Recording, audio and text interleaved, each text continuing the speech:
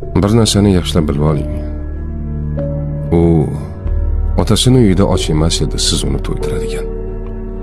U otasini uyida kiyimsiz ham emas edi, siz kiyim olib berib minnat qiladigan. U otasini uyida malikalardek edi.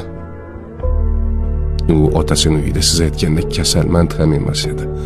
Siz boshing kasaldan chiqmaydi deb nomlaydigan.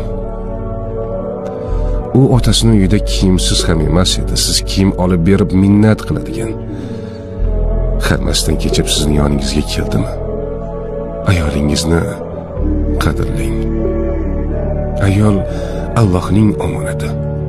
Uni xo'rlash omonatga xiyonatdir. Omonat qilib bergan zot bir kun omonatning ustida albatta hisob